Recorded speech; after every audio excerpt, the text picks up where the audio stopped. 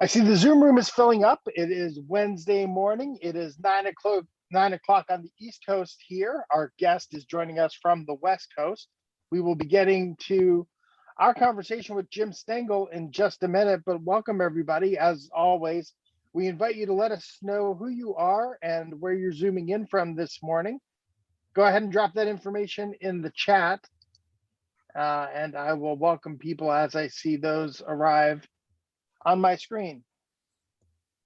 We will be getting started with coffee hour in just a minute. I'm Paul Clifford, and you're watching the Penn State Alumni Association's Coffee Hour. I see Diane McClure in Rochester, New York, and Paul McConaughey in Cape Cod. Welcome. Good to see you both. Tuning in for a great conversation that we have lined up with Jim Stengel. He's the president and CEO of the Stengel Company. I see Darcy Ann Flanders from New York. Welcome, Darcy.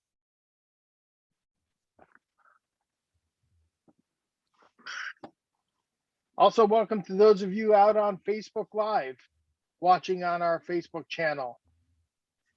I see Bill Stinger from McLean, Virginia. Bill, good morning. We'll be getting started in just a minute, letting the Zoom room fill up here.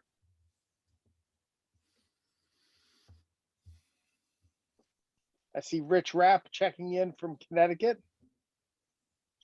Good to see you, sir. Fantastic volunteer in our College of Communications. I miss running into you on campus while you're here helping Penn State out.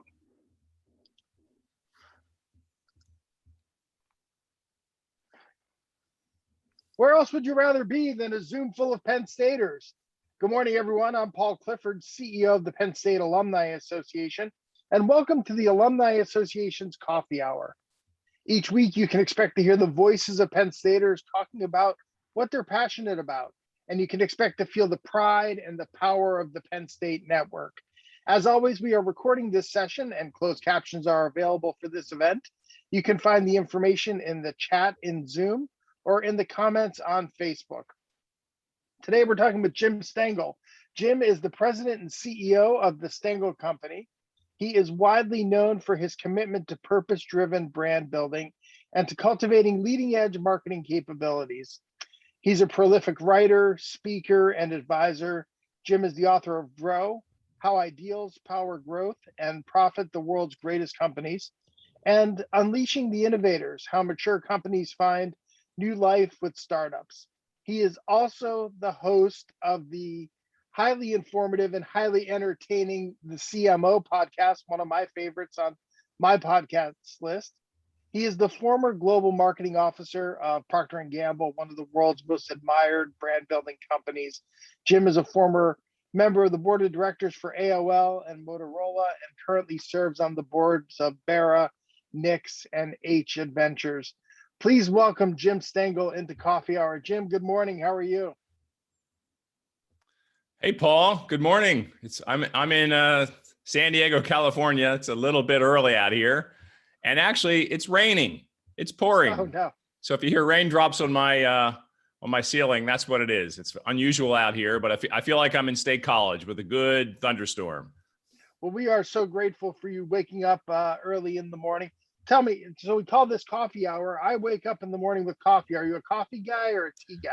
I'm a coffee guy. I've got my Starbucks mug. I'm on my second cup. I'm an espresso guy. I love the Nespresso machine. I've got one behind me. So I'm having a very dark blend this morning and waking up with you, Paul. I can imagine nothing better. Well, hey, Jim, let's start right at the very beginning. How did you become a Penn State Nittany Lion? Well, I came in graduate school, not undergraduate. So I'm a little bit more unusual. I grew up in Pennsylvania. So certainly Penn State was a presence in my life from my very early days. I grew up in Lancaster. And I went to Franklin and Marshall undergraduate. I wanted to be a writer. I went to work for Time Inc. And I kind of quickly figured out the real happenings were on the business side.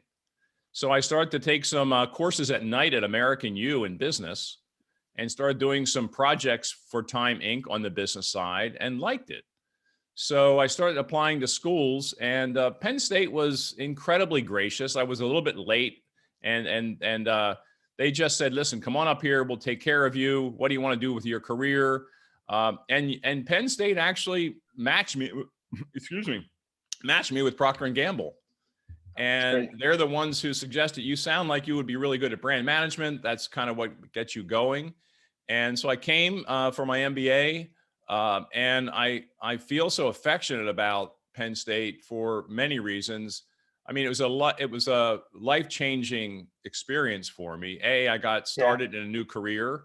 I went to one of the great companies of the world, which would not have happened without Penn State. And I met my wife there. And we're married 37 years. She was also an MBA the year after me. And we fell in love very quickly. And I know you're going to ask me about that. It's early to tell a love story, but I can go there at 6 a.m. Absolutely. Yeah. I mean, your Penn State story, like you just mentioned, it is a bit of a love story. Can you talk about how you and Kathleen met and how Happy Valley is now kind of the forever setting of that origin story?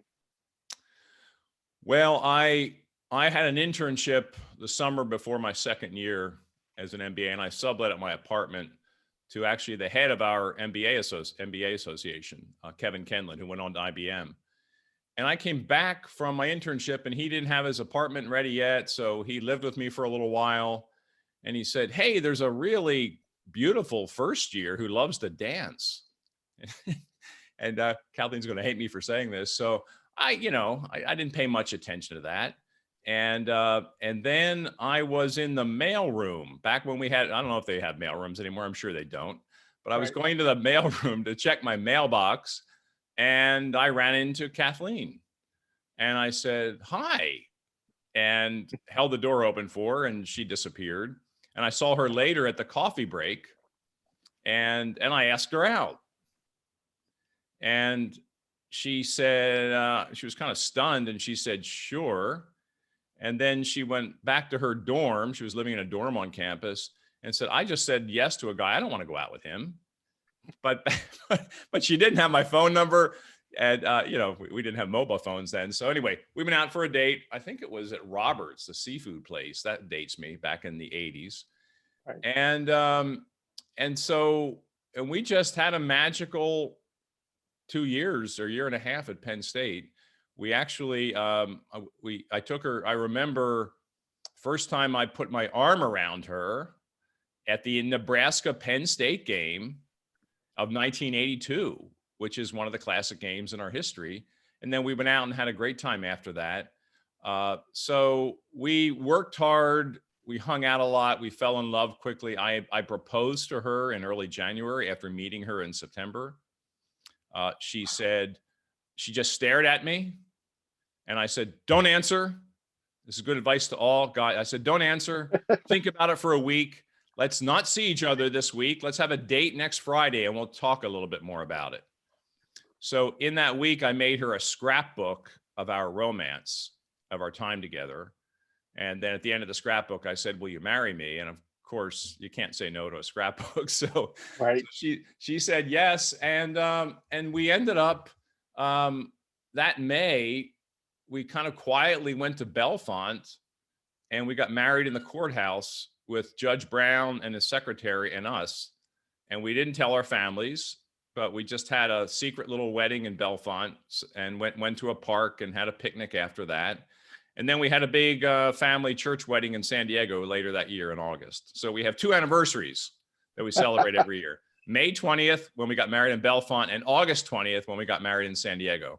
So 37 years later, living in who knows how many houses and cities, and we went around the world with P&G. 2 kids who are adults now, and a deep affection for Penn State for so many reasons. So, and deep affection for the Alumni Association. And my wife's a big nature person, so we've been very, very happy with the Arboretum. We've contributed some gifts to the Arboretum.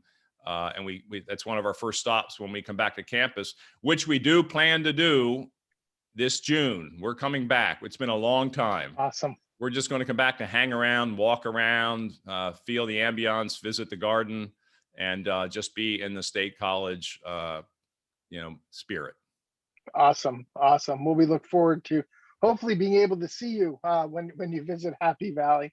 You mentioned that you graduated from Penn State with your MBA and immediately launched your career with Procter and Gamble. Can you share a little bit about your Procter and Gamble journey? 25 years at one career, that's a little unusual nowadays, but you had many different experiences during your time at P&G. Can you walk us through that experience? Yeah, sure, Paul. I mean, it's 25 years is a long time. It went quickly. It was a great place for me. It's a company still to this day that it has tremendous values, ethics, culture. And I thought my wife's a San Diego native. Obviously, I grew up in Pennsylvania. We went to Cincinnati, Ohio in the early 80s, which was a kind of a funky place in the early 80s. And we didn't think we'd stay. And so we thought we'd stay until I got the brand manager stamp, which typically happens at about 3 years. But we kind of fell for it. And I started in the food division. I spent 10 years in food. P&G is no longer in food, but back then they had a lot of the big brands. I joined as a brand manager, which is the career track that leads to the senior level executives at P&G generally. We were there 10 years. And then I was sent to an acquisition. We bought CoverGirl and Max Factor. So that was our first move out of Cincinnati. We went to Baltimore and we lived in Baltimore for a few years. I ran CoverGirl, Max Factor. I closed down a brand at that time. Got experience in an acquisition, which is a good experience for everyone because it's all about trust and relationships and valuing and respecting people. So it was a great developmental experience, tough, but developmental. And from there, I got promoted to my first general manager job in Eastern Europe. So our first international move was to Prague, back when Prague wasn't as glamorous as it is today. So every day was an adventure. I remember driving to work one day and I kind of did not always obey the traffic signals in Prague. First of all, you couldn't really understand any of the traffic signs. Right. I got pulled over once for a $6,000 ticket. Wow. You ever gotten a $6,000 ticket, Paul? No. So that's another story. But anyway, we were in Prague a couple of years, fabulous experience. And then we went from there to Frankfurt, Germany, where I ran the baby care business for P&G across Europe. And from there, we went to Geneva, Switzerland. And when we created a hub in Europe. And then from there, I was brought back to Cincinnati to basically be the chief marketing officer for the company globally. Wasn't something I had planned on. I didn't want to go into a corporate job. I liked running businesses, but it kind of got my imagination going. The company was not in great shape in that time. We were a bit in a funk, and it was great to be part of a team that revived the spirit of the company, revived our growth trends, became a magnet for better talent, both in the agencies and on campuses. And after Paul, I did that job for 7 years, which is a long time in one position, and had a little bit of a personal awakening to say, I've had enough of corporate life. I've done what I wanted to do, and I wanted to have more freedom to spend more time on what I was most passionate about. So that led me to leaving the company and starting my own company, where I wanted to work on my personal purpose and bring that to life with a lot of activity system. And by the way, another fellow Penn Stater helped me come to that decision, comes around to Penn State again. Barb Breidendorf, who was also a Penn State MBA a year or two before me, was in the life coaching business and the career coaching business. And I became a client of hers, and she helped me come to the decision I made about starting my own company, which is not a small one when you've been in a big company with lots of support. And right. to leave a big job on a Friday, and I left the company on Halloween, and to begin a new life on Monday with one person working with you, in an office by yourself. So, but it's what I wanted to do, and I haven't looked back for a moment. So I'm a big fan of the Cmo podcast. So I'm going to turn one of the questions that you ask your guests right around on you after working all of this time, advancing brands and building brands. What is one of your earliest memories of a brand that resonated with you? Oh, this won't surprise you, Paul. All right. This one, I would mention two. One is Tasty Cakes, Okay. right? You Nobody know? bakes a cake as tasty as a tasty cake. Yeah. I mean, that was, I was one of 6 kids. When we had cookies or Tasty Cakes in the house, they disappeared quickly. Yep. I had a Tasty Cake in my lunch every day, going to parochial school and high school. Um, I just love them. So that was certainly an early brand that had an impact on me. I was into sports as a kid in a big way. It's all I did. Right. So I wore Converse, and I remember when Adidas came out with their first kind of mass market shoe, and I saved up my money. I mean, Converse's back then cost about $10. Right. Adidas came out with a shoe that was $33. And it sounds ridiculous now. But my first pair of Adidas that I wore playing basketball, I thought I could fly. They felt so different. And so I would say Adidas. I'm now a Nike person, but I'd say Adidas and Tasty Cakes, a good combination. That's amazing. Talk a little bit about your company and kind of what's your bread and butter for client engagement? Is there a certain niche of the market or of industries that you focus on? Talk a little bit about kind of where you all are at your Yeah. best. Yeah. I mean, I have a small team. We're about 11 people, Paul. So it's a small company. We work at a very senior level with clients, typically the CEO or someone in the C-suite. Where our real business is in helping people discover or rediscover, activate, and measure their purpose as a company or a brand. So we're in the brand purpose business because we believe that when you activate and live a purpose seriously, that's the way to better business, better growth, better employee satisfaction, and better for the planet. So we've been working purpose. Many of the people who are with me came from P&G. I worked with them at P&G. We've been working the purpose business for about 25 years together. Right. And so we don't we don't focus on any certain industry. We've had clients in just about every vertical over the last 12 years. We typically only take an engagement if the senior management is serious about this as a priority and there is a business reason for it. Either they're not aligned on who they are as a company, they're having issues with customer engagement, with employee engagement, with talent attraction. So, we think purpose is the way to do business to achieve a better results and a better society. And so that's our thing. And so consulting is one element of the company. We also do a lot of thought leadership. We all like to write. As you said, I've done a few books. I'm doing a podcast now once or twice a week.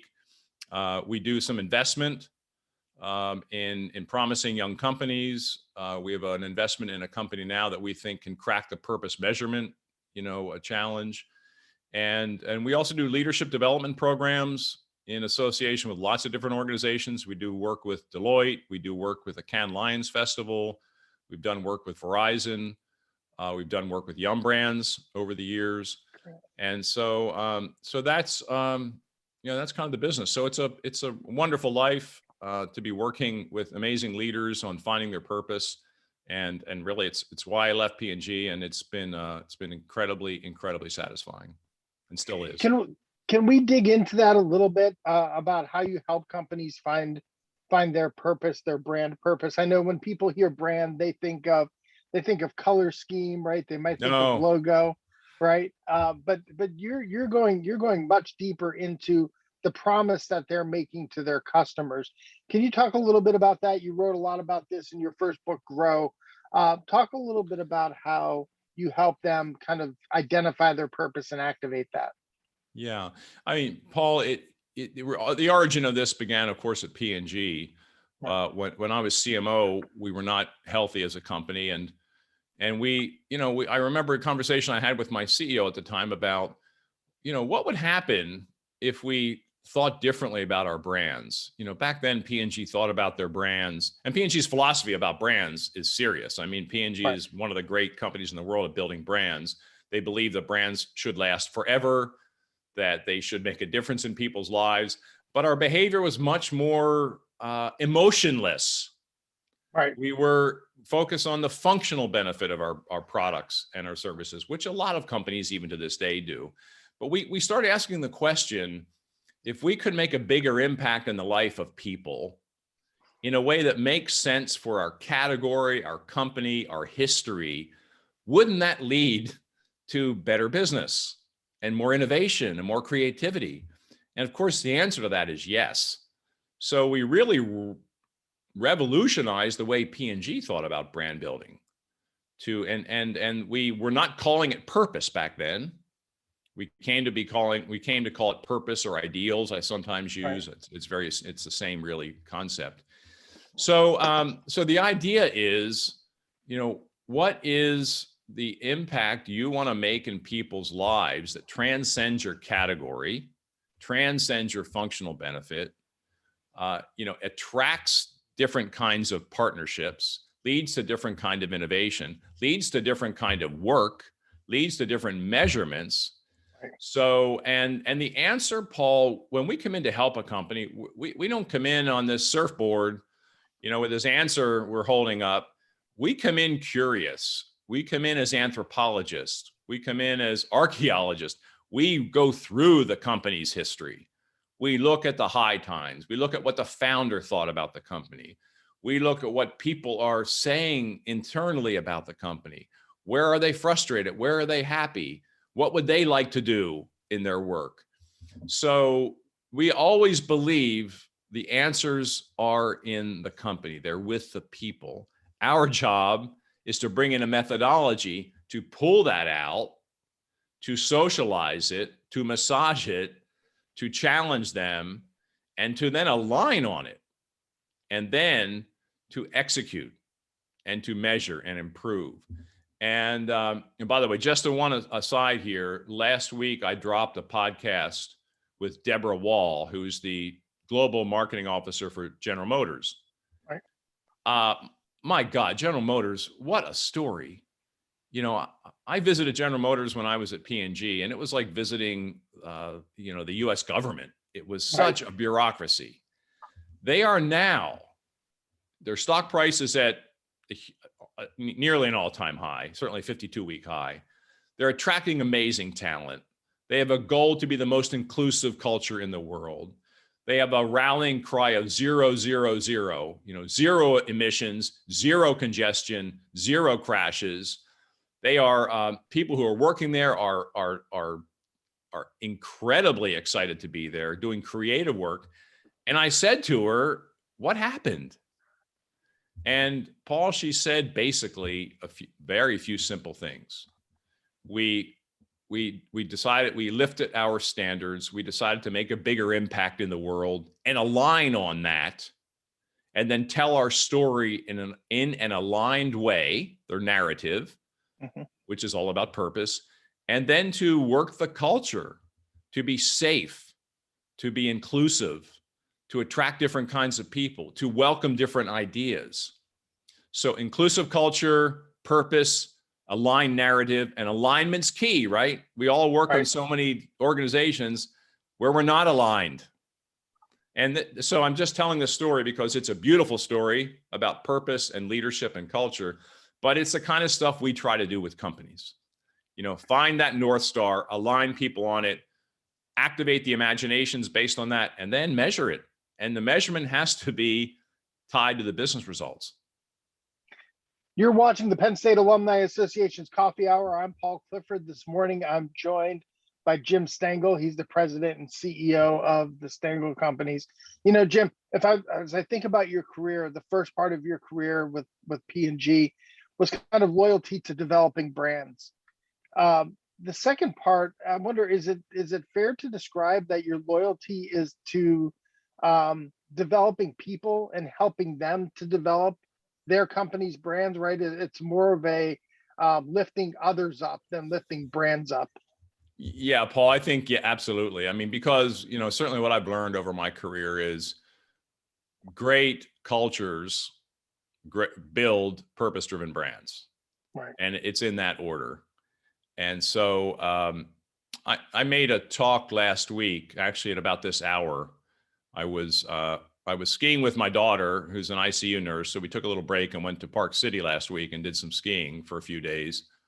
And I had to get up at 5 a.m. one morning and talk to a woman in London with the BBC Right. for a little program I was doing for the Cannes Lions Festival. And I really said, I had a message there of two things. I said, I've learned over my career that how you treat people and how you build a culture are everything.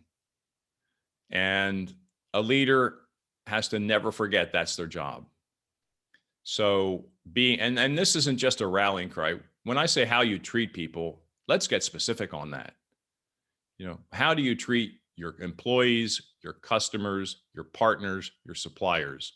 What are your principles on that? Are you aligned? Do you behave according to that? Because when people are treated well, they do amazing things. When they're not treated well, it's a horrible situation. So how you treat people. And the second one, and related, is, are you intentional about the culture you're building? Are you thinking about,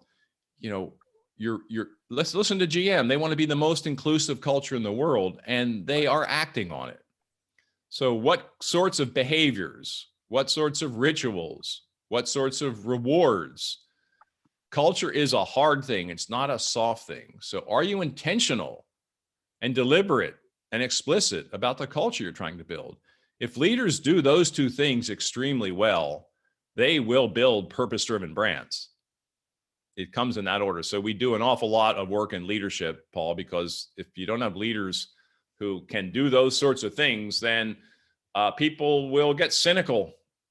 Right. Because you'll declare you want to build a purpose-driven brand, but you won't be behaving accordingly. And companies, how you treat your people and how you treat your customers are no different. And if you don't treat customers well, you're not going to have repeat business. If you don't treat employees well, you're not going to treat customers well. It's all human relations.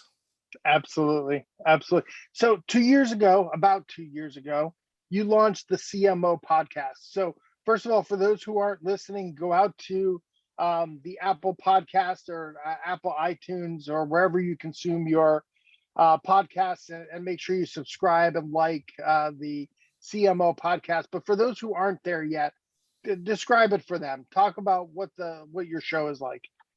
Thanks for the plug, Paul. Absolutely. No, this is funny. There's also leadership lessons everywhere. My team has been on my case for a few years to do a podcast. And they said, Jim, you've had the job of CMO at one of the great companies of the world. You have a lot of great relationships with the CMOs of the world. People are curious about these people.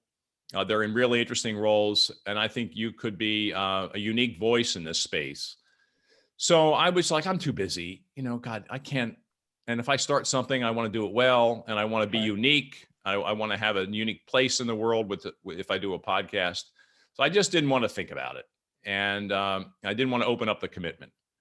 So one day, Gary Vaynerchuk, I don't know if you know Gary V. I know Gary V. Yeah. Okay. Well, Gary V calls me on my mobile. And he said, Jim, it is time to leap. I'm going to produce your podcast for you. I have a great media company. I'm going to give you a production team, and we're going to let you do whatever you want. And so let's start it. And if you don't love what you're doing, we'll stop it. So I said, well, hell, here's the time. Let's start. So I said, let's work the concept. So I don't want to just be out there with all the other noise. I want something that is different. So what we decided to do was really a personal discussion, not about the company that a person works at, but about that human being. Right. And so what led them to this? What do they do? What drives them? What are they happy with? What are they not happy with? What's their career journey been? And there's always there's always two or three things with every guest that I think is something that they uniquely can address. And I search for that before I begin the interview. My first interview was May 1st, so almost 2 years ago. And it was with Kristen Lemkow at JP Morgan Chase, who has been promoted since then. An incredible woman, incredible leader. So, so I've been at it now doing at least one a week, Paul, sometimes 3 or 4 a week. Right. And so it is, it's a commitment. It's a joy. It is, I'm not writing a book right now. This is sort of satisfying my urge to be curious, to find interesting content, and to shine a light on incredible leaders. And so I have, it's a real, I have 3 I'm recording in the next few days. One with Intel's CMO, one with E-Trade's CMO, and one with Elf Cosmetics CMO. So, the range of industries and people and backgrounds, I've made a deliberate attempt to represent diverse voices in the industry. So, so we carefully think about who we bring on and what they can talk about. We're beginning a new mini series about diversity, equality, and inclusion, where we're going to go back to some of my guests and ask about what are they doing that's working. Everybody's trying to figure this out. So we're going to be looking for interesting ideas, progress, leaders who are trying new things. So, so I think my lesson to you is, it's a long-winded way of saying, it's great to find something that keeps you energized, keeps you learning, keeps you curious. And for me, that is the CMO podcast. So it's a beautiful thing in my life that I just feel like, gives every day. It's been amazing. I listened to it. I'll tell you a couple of my favorite moments, but what's amazing, you're the Oprah Winfrey of the marketing podcast, right? You get these highly accomplished. That's a good way to say it. Right? They're highly accomplished. They're all competitive, and you get them to open up about things that might be considered trade secrets, and yet they're talking freely about the challenges that they're having, or the successes that they've experienced, or how they've made this little tweak, and it had a huge impact. And you're putting it out there for the world, which is in the competitive space that you have worked in. That's unusual. So you're doing something that's really unique. Thank you, Paul. No, it's that's what I try to do. If I want the greatest compliment that I would receive from a guest is they write me after the podcast, and this has happened a few times, and they say, "Oh my gosh, Jim, you made me think about things I haven't thought about," and I'm talking to my team about that because I think it has some implications for me and my team. When I hear that, I'm like, wow, and that's I want to help our listeners be better leaders. And scale it. We are up to nearly 1 million downloads, so it's gotten some scale. We have a lot of listeners who are young people, a lot of listeners about 40% of the listeners outside the US. So, so I'm very happy that I'm providing a way for others to be inspired by these amazing guests that I have on my podcast. And they are amazing. They're cross industry. They're working in a diverse array of verticals. My favorite one, though, I'll tell you, I was out for a walk listening to your podcast with the CMO from Butterball Turkey. And it was my favorite because it featured Kathleen. Kathleen was one of the questions from the audience on how she can prepare the perfect Thanksgiving turkey for her family. And so I thought that one was particularly interesting. Which ones have stood out to you? What has been your favorite podcast so far? Yeah, I'll get to that in a minute, Paul. I also brought my daughter on to interview the CMO of Ulta Beauty, which is a super hot company, and she's really into beauty products. So it was a blast. She came in from the intensive care unit. She came in to ask my guest, Shelly House, a few questions, and then this is typical Ulta Beauty. They're such an amazing culture. They sent her a customized gift box of products that they know she loves because she's on their loyalty program. That's amazing. But I have 2 daughters. We spend an awful lot of time on holiday gift cards for Ulta Beauty. That is that is their go-to brand. So it's a great operation. I would share, and I'll quickly do this. I mean, I've done north of 130 interviews. There are 7 that stand out. They're all amazing. I love them all. Right. I've had no bloopers. We've had a great Penn Stater on, Michelle Harmon-Matson and AccuWeather. Yeah. So, but these 7, I think, stand out for the principle that they evoke, or they put a spotlight on. First one I would say is Frank Cooper at Blackrock. And this one, if you listen, it's about his career. I mean, he got a Harvard law degree. He worked at Pepsi. He worked at BuzzFeed. He worked at a music company.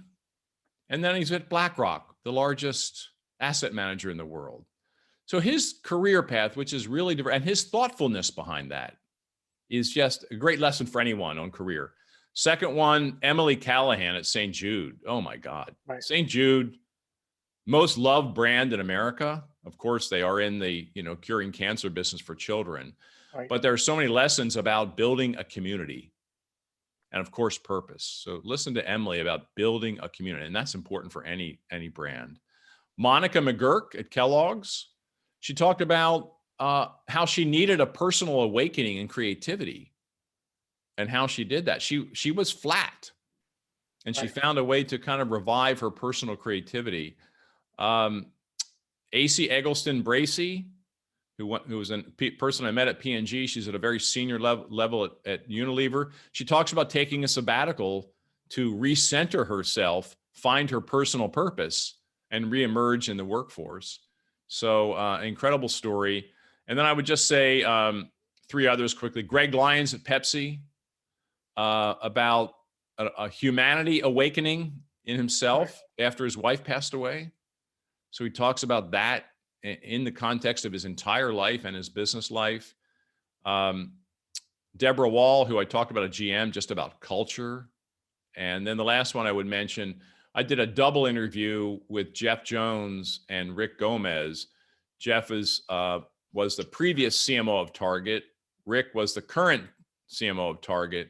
And what was so good about that was talking about succession. And so often stuff falls apart when a leader goes out and a new one comes in. And they had one of the most beautiful succession plans I've ever seen. And they talk about that. So anyway, those 7, just rich with lessons, insights, inspiration. So those would be the 7 I would recommend, but they're all wonderful. You mentioned that you're not working on a book, but I can hear your next book percolating, and that's kind of the commonalities of what makes the people you've interviewed successful, and kind of telling their stories. And so I would imagine that there's Paul, you're very prescient. Percolating there. You're prescient. I am talking to Gary Vee and others about how do we're already codifying this data, but it's a rich database. So what do we do with this to make sense of it and put it in a more permanent format? So, but yeah, we are working on something that probably is the space of the next book. As another aside, you mentioned Michelle Harmon-Matson and her visit on the Cmo podcast. I think Lancaster County could take that episode and use that for their tourism and visitors bureau. I mean, it was I spent a little bit of time. I lived on Lemon Street in Lancaster, right down the road from your undergraduate alma mater. But it was like listening to you talk about places around town was like a walk down memory lane. Yeah, we had a great time with that. We both spent a lot. I was born and raised there. She spent a lot of time in her childhood there as well. Right. So COVID-19 has been this tremendous disruption. The companies that have thrived during this period did so because why? Fill in the blank there. Those companies that are really doing well in the space that you're focused on, how have they continued to do well during this massive disruption? 2 things, Paul. I think the ones that have done extremely well have taken this tragic event and used it as a way to get closer to their people. You know, I without exception, that the companies that have I think risen up, the leadership doubled down on staying close to their organization, their individuals, their people. They allowed them to be creative, to be themselves, to pivot in their business, to focus on the customer even more, to think about ways that their company, not just their brands and their products, their companies can make a difference in the lives of people. So those are the ones that have been renewed. This has been a tough time. We're all working remotely. We're staring at boxes as we are here. But so many leaders have, despite the difficulties, feel more in touch with their people, closer to them. And the people have responded with a tremendous amount of creativity, affection, speed. Everyone's working faster. They're doing things in days and weeks that used to take months, maybe even years. And so those are the ones that I think have changed their cultures in ways that are, you never look back after that.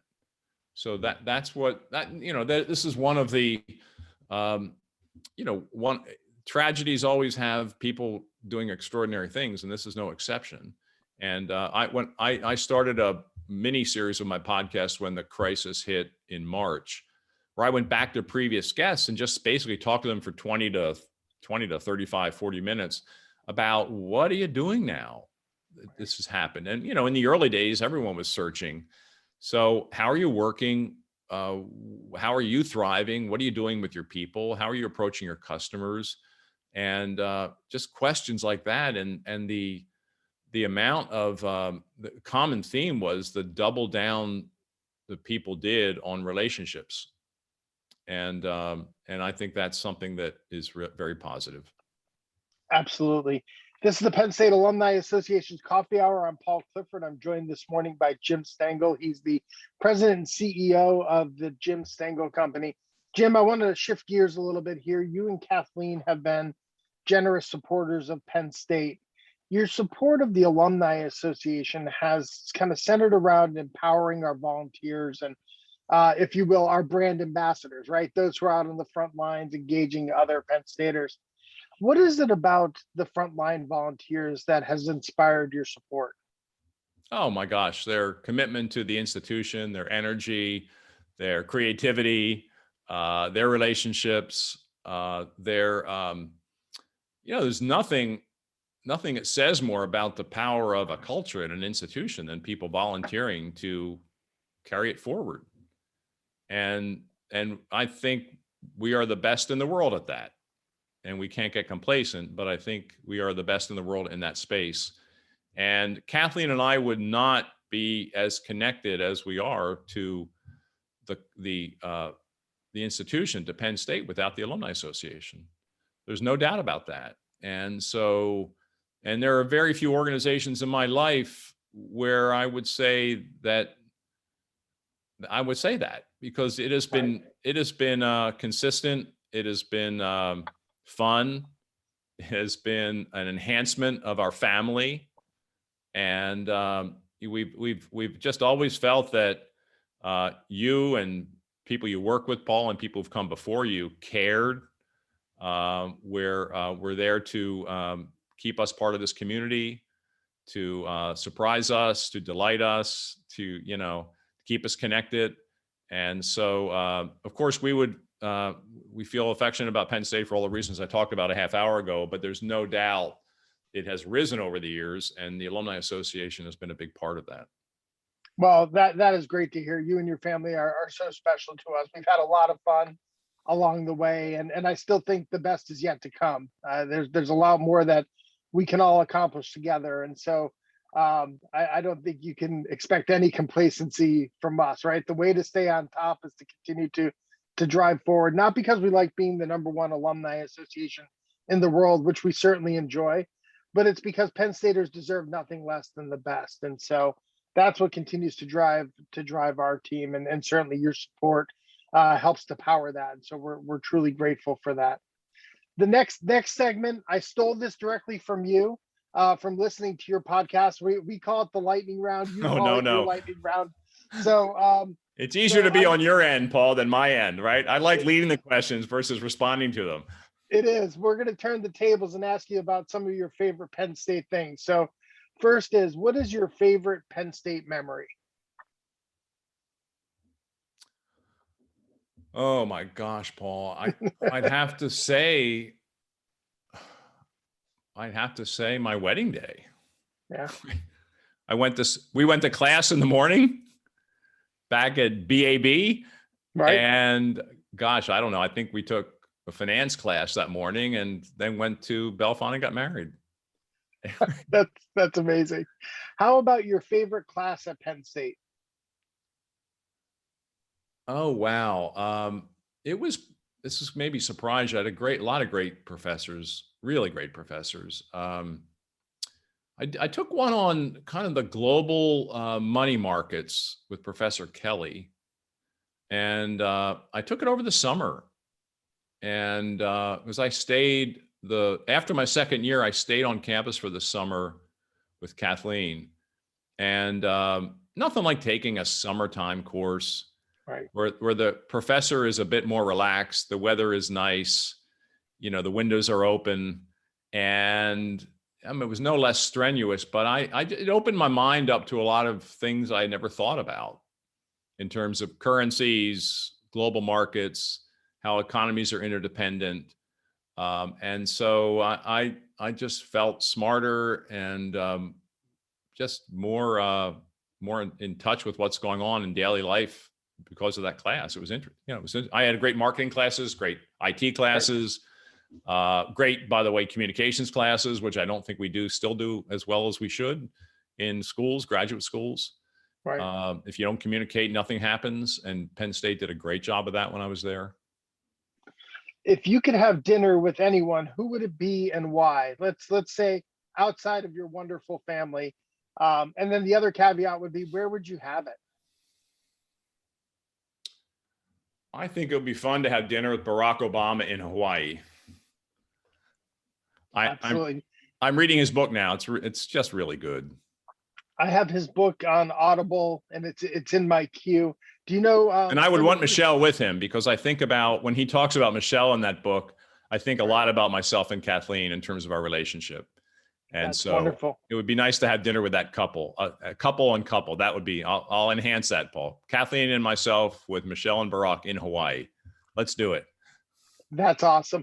Do you know he's starting a new podcast with Bruce Springsteen? Yeah, I've listened to it. Yeah. It's out there. It's super. And there's a soundtrack on Spotify to go with it. Oh, that's awesome. So your most unusual we are moment, right? You're wearing Penn State gear, but you're not really necessarily expecting to hear a we are. Where did that catch you by surprise? Hey man, it happens all the time. We were almost every trip we take. Right. I was skiing last week, waiting in a lift line. Thankfully, they weren't that long. And behind me, I hear a we are. And I forgot I was wearing a Penn State gator. Oh, that's great. Now, maybe not the craziest one, but it happened a few days ago. That's fantastic. Your favorite Penn State sport? Oh, man. Well, you have to say football, I guess, but I love women's volleyball. Yeah. I just think, the teamwork, the spirit, the support, the excitement, it just is great to watch. I think there's something special about that culture, that sport, especially at Penn State. And I don't watch as much as I should, but I love it every time I watch it. And I can't stop watching when I start. Last question, your favorite flavor of creamery ice cream? I would have to say I'm kind of a simple guy on ice cream. I don't like to get too fancy. I'm just a big chocolate chip guy. Okay. I'll go mocha chocolate chip, but a great plain chocolate chip is hard to beat. That's fantastic. Jim, thank you so much for joining us on Coffee Hour this morning. I'm grateful that you woke up to share your story with fellow Penn Staters. It's, our alma mater says, may our lives swell thy fame, and your career has certainly done that for Penn State. And so thank you very much. Paul, it's been great. You're good at this. You should do a podcast, Paul. Maybe I'll look into that. If you're watching on Facebook Live or here in the Zoom room, thank you once again for joining us on Coffee Hour. If you're a member of the Penn State Alumni Association, thank you so much for your support. If not, what are you waiting for? Go out to our website at alumni.psu.edu, and you too can become a member of the world's largest alumni association. Thanks for all you do for the university, for the glory, and for the future. We are Penn State.